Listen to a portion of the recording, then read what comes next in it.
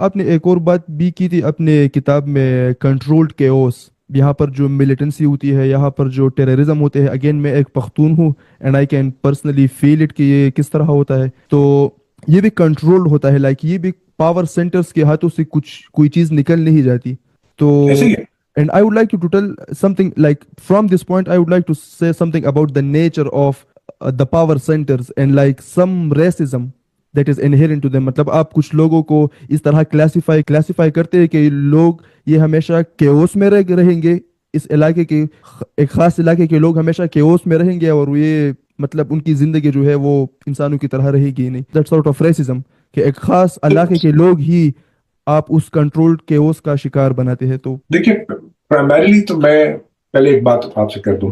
دیکھیے، کیوس کی اس سے بڑی کیا مثال میں آپ کو دے سکتا ہوں کہ جس ملک میں یہ طے نہ ہو سکے کہ قاتل جنت جائے گا یا مقتول. ایک آپ ریلیجس معاشرہ ہے، یہاں پہ آپ سوچتے ہیں کہ صاحب یہ جو آپ کا فوجی شہید ہو گیا ہے یہ جنت جائے گا، اس کے ماں باپ ہی کہہ کے اپنے آپ کو دلاسا دیتے ہیں، صبر کرتے ہیں کہ ہمارا بچہ فوج میں تھا، شہید ہو گیا ہے. یس. یا کسی پارک میں دھماکہ ہو جاتا ہے، اس میں کچھ بچے چلے جاتے ہیں، APS کے بچے چلے گئے. اب وہ مائیں اپنے آپ کو تسلی دیتی ہیں کہ ہمارے بچے شہید ہوئے. لیکن اگر ان کو یہ سننے کو ملے کہ جو حملہ کرنے والے تھے وہ شہید ہوئے، اب آپ سوچیے اس سے بڑی کیا کنفیوژن ہوگی. یہ آپ کے ہاں جان بوجھ کے کرائی گئی ہے.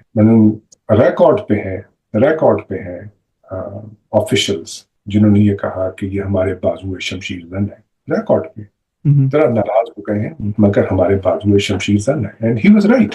اچھا، اب یہ کیا اتفاق ہے کہ سوائے ایک گروپ کے باقی جتنے بھی اس طرح کے گروپس ہیں ان سب کو پاور سینٹر سپورٹ کر رہا تھا، ان کو پاور سینٹر پروموٹ کر رہا تھا، فنڈ کر رہا تھا، ٹرین کر رہا تھا، پروٹیکٹ کر رہا تھا. یہ کیا اتفاق ہے؟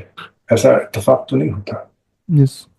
پھر آپ پر جب انٹرنیشنل پریشر پڑتا ہے تو آپ کچھ گروپس کو خاموش کرا دیتے ہیں، جو خاموش آپ کا اس وقت آپ کا حکم نہیں مانتے، ان کے لیے آپ فوجی عدالتیں بنا دیتے ہیں، اور ان کے لیے ان کو آپ وہاں ٹرائل کرتے ہیں.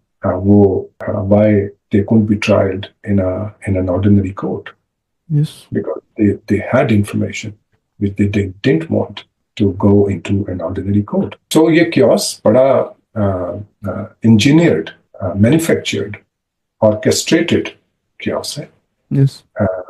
اس کا مطلب صرف یہ ہے کہ سوسائٹی میں ایک طرح کی بے چینی، گھبراہٹ، پریشانی کہ کون کیا کر رہا ہے، کیسے ہو رہا ہے.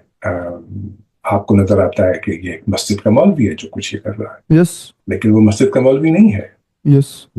آپ کو فہمیدہ ریاض کی وہ لائنیں یاد ہوں گی کہ ممبر پہ نہیں ہے ملا، اس کے پیچھے ایک ٹینک کھڑا ہے.